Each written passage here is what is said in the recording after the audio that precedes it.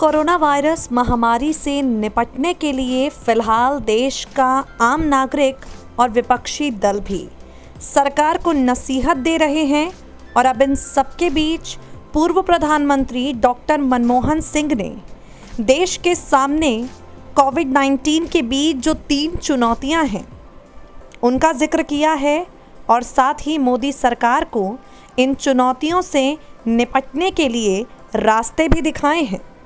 आपको बता दें, 3 चुनौतियां गिनाते हुए पूर्व प्रधानमंत्री डॉक्टर मनमोहन सिंह कहते हैं, भारत के आंतरिक सामाजिक ढांचे को कोविड-19 से नुकसान पहुंचा है। विश्व में आर्थिक और लोकतांत्रिक शक्ति के रूप में देश की वैश्विक पोजीशन पर खतरा उत्पन्न हुआ है। पीएम मोदी से अपील करते हुए डॉक्टर मनमोहन सिंह कहते हैं, केवल बातों से ही ना करें बल्कि काम करें। काम करने की फिलहाल ज़रूरत है। डॉक्टर मनमोहन सिंह कहते हैं, आज देश कोरोना वायरस, आर्थिक सुस्ती, विरोध और हिंसा की चुनौती का सामना कर रहा है। प्रधानमंत्री को अपने कार्यों से ये भरोसा दिलाना चाहिए कि देश इन चुनौतियों को पार कर पाने में सक्षम है। चीन, इटली और अमेरिका की ओर से उठाए गए कदमों का जिक्र करते हुए डॉक्टर सिंह कहते हैं, भारत को भी कोरोना के खतरे का सामना करने के लिए तैयार रहना है।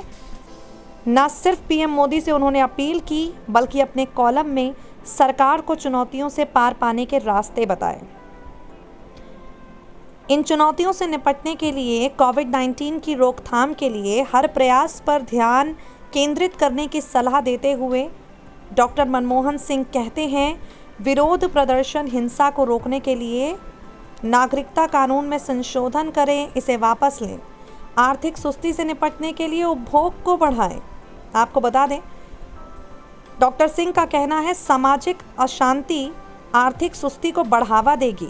निवेशक, उद्योगपति नई परियोजनाएं शुरू करने के लिए तैयार नहीं है। निवेशक जोखिम उठाने से बच रहे हैं। जब हिंसा भड़कने का खतरा हो तब टैक्स के रेट कम कर दीजिए। किसी भी निवेश करने के लिए उन्हें इससे प्रोत्साहन मिलेगा। अंत में डॉक्टर सिंह लिखते हैं, गहरे संकट का क्षण भी महान अवसर का क्षण हो सकता है।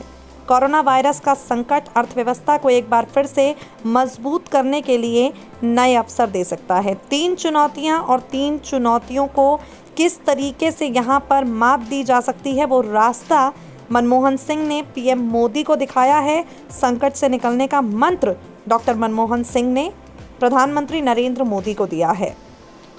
SPN9 न्यूज़ से मेघा की रिपोर्ट।